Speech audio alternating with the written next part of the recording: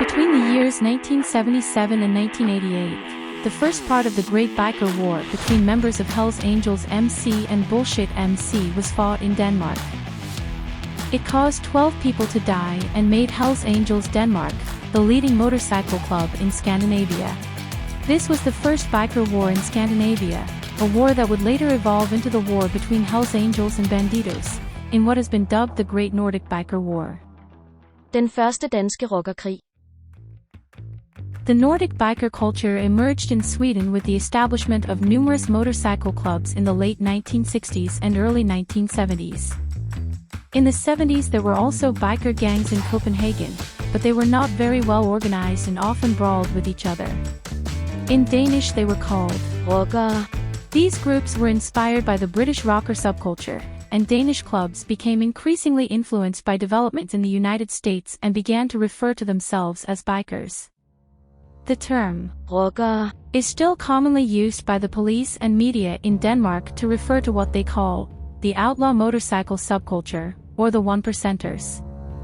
The group Rotter, or Roots from Vestmager, formed in the late 70s the Norgesmine gang, which together with the Vesterbro group Filthy Few, became Bullshit MC in the late 70s.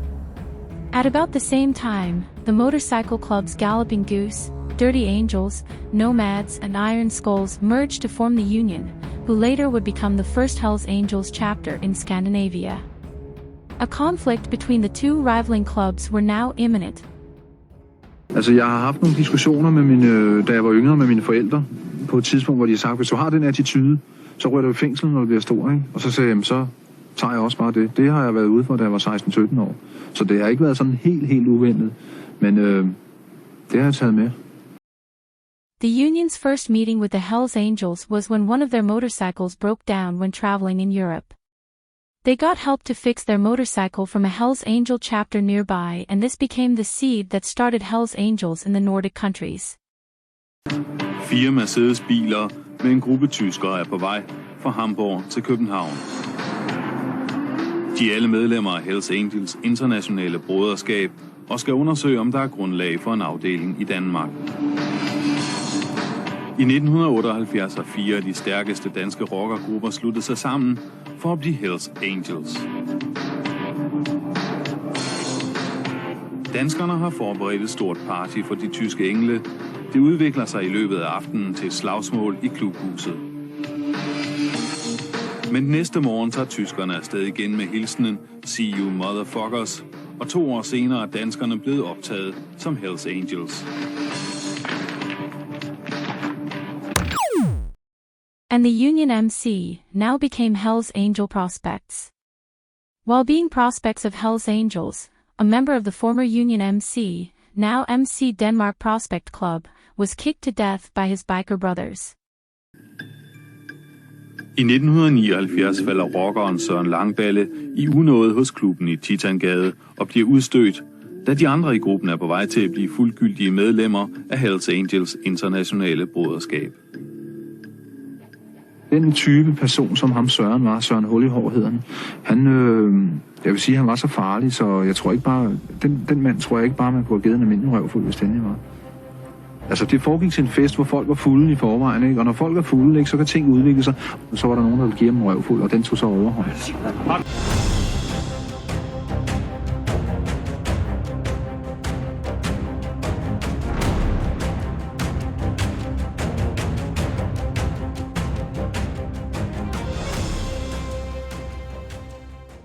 Og det så endte som, at han blev slået ihjel. Eller blev tævet ihjel. Fra klubhuset i Titangade bliver den lemlæstede Søren Langballe slæbt ind i en baggård på Vesterbro. Han bliver efterladt, og der ringes til alarmcentralen, men nogen tager fejl af adressen, og om morgenen bliver han fundet død. Altså, jeg var ikke stolt ved den situation. Men det er sket, og selvom det ikke har været godt, så er det alligevel på en eller anden måde, har det været med til, hvor vi er i dag, ikke? In 1979, the members of some of the rival gangs now merged and formed their own club, Bullshit MC, to oppose their rival, the Union's dominance. Bullshit settled in Copenhagen's Christiania, a small neighborhood where hashish were openly sold, and soon took control of the cannabis business there.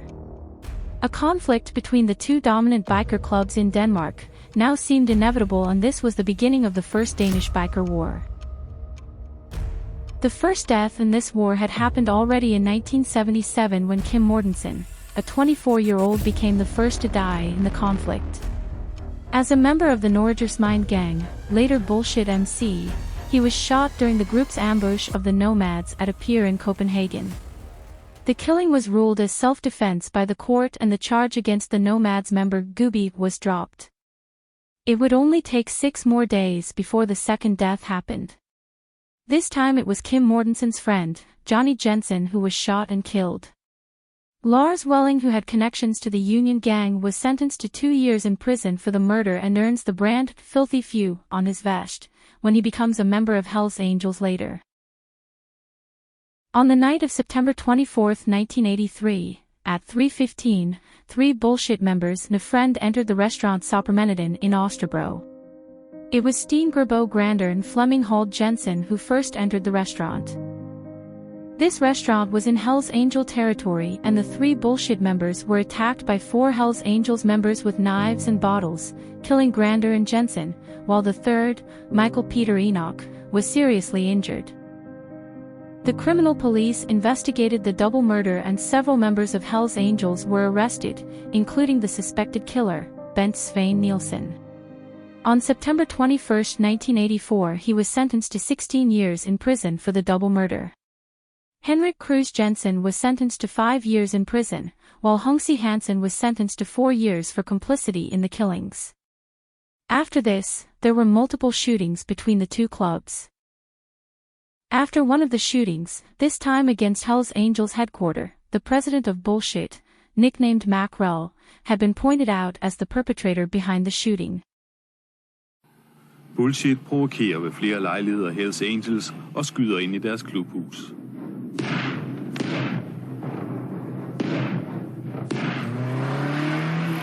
Carlo står oppe på altanen ved vores klubhus, hvor de kommer kørende forbi om natten, og Carlo skyder i øvrigt igen. Og der er vi ikke helt sikre. Han mener, det er makrellen, Carlo.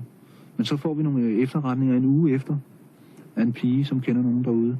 Og hun fortæller, at det var makrellen, der var forbi. Hells Angels now decided to target the president of Bullshit himself, and Jønke offered to be the assassin. Og jeg beslutter mig sådan set til, at det skal være mig, fordi jeg er ung og har tiden for mig. Altså, der er ligesom lys for enden af tunnelen, hvis man ryger i spillet, ikke? Og jeg havde ingen kone, og jeg havde ingen børn på det tidspunkt. Jeg havde en pige, ikke, som løs forhold. Det var jeg. Hvorimod nogle af de andre medlemmer havde kone og børn. Og så synes jeg, så ville jeg være ham der.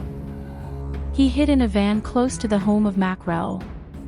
When the president came out of his home with his girlfriend, he sprang into action.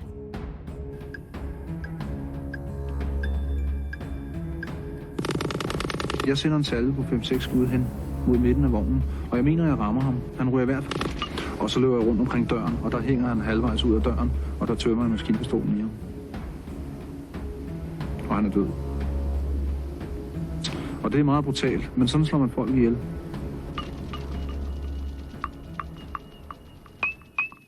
The president of Bullshit MC is dead. Jønke now flees and spends 2 years in Canada before returning to Denmark, where he was sentenced to 16 years in jail. Det er ikke helt med min gode vilje, vel, men jeg kan godt se rimeligheden i, at jeg har fået 16 år for at slå ihjel. Det kan jeg godt se rimeligheden i, fordi der er nødt til at være en vis orden. Ellers så bliver det hele et stort kaos. Så jeg brokker mig ikke over, at jeg har fået 16 år. Bullshit now elects anchor Walter Marcus, nicknamed Hovding, as their new president. But the new president wouldn't be alive for very long.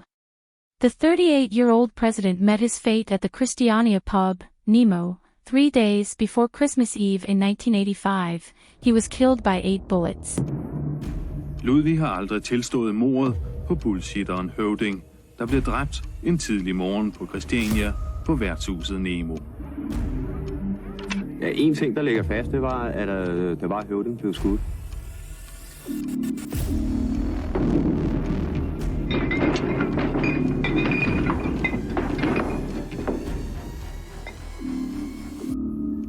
Ja, jeg mener, at hvis der var nogen nede for os, som der havde skudt eller dræbt Høvding, så havde de en meget god grund til det. For det kunne lige så godt have været nogen fra Black Sheep, der var blevet dræbt meget før.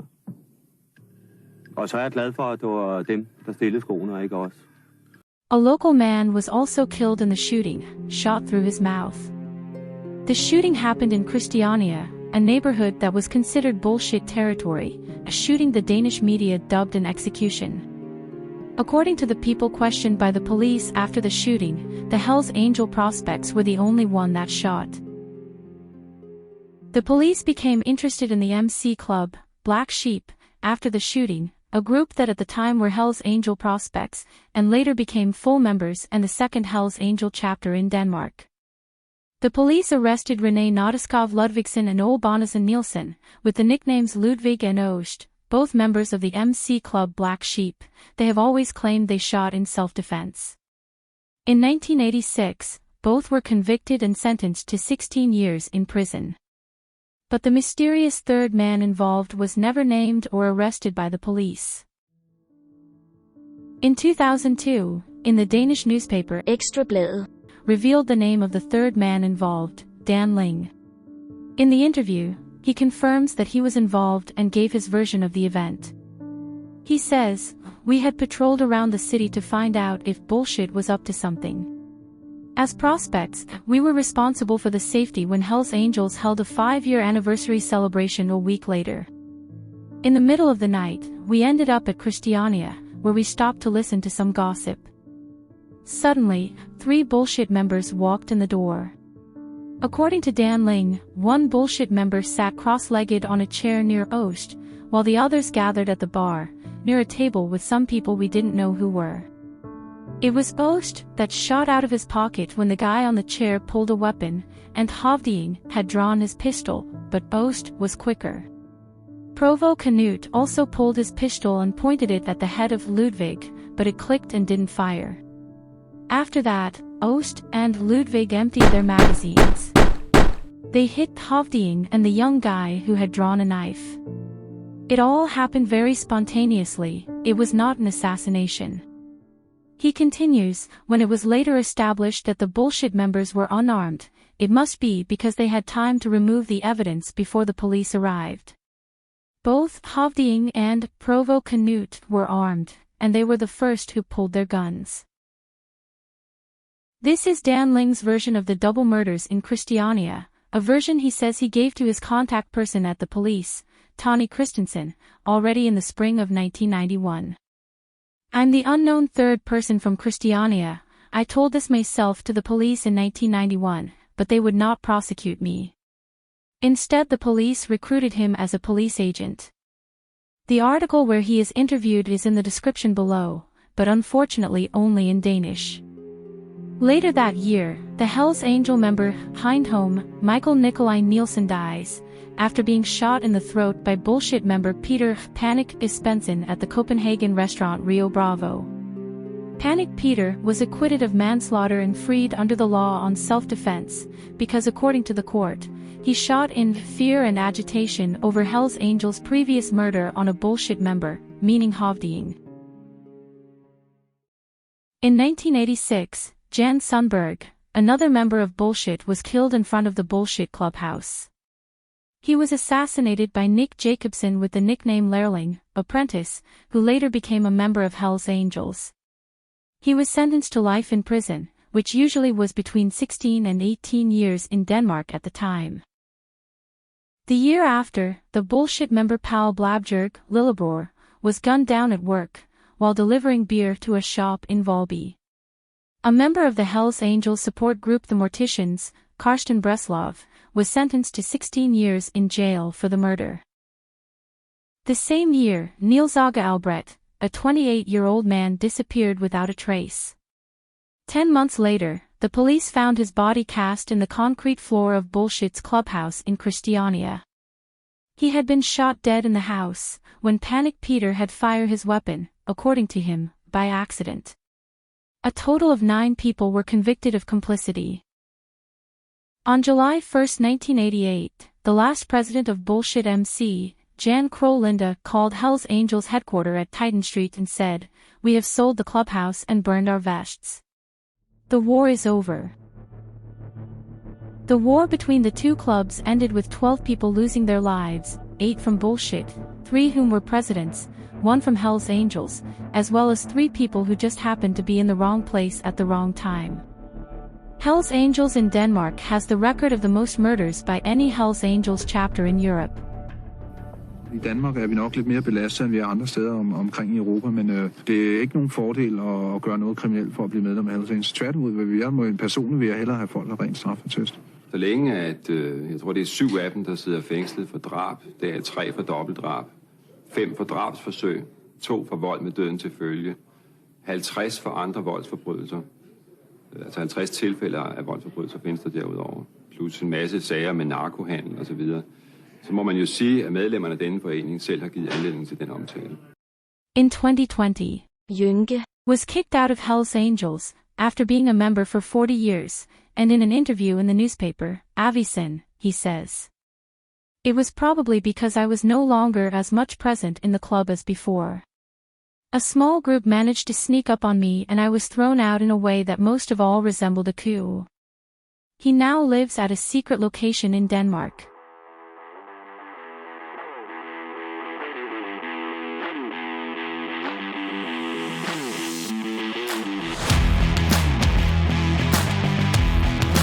If you found this presentation interesting, please give it a thumbs up and subscribe. And let me know in the comments section below if you would be interested in watching a part 2, covering the Great Nordic Biker War from 1994 to 1997. And I hope to see you in the next one.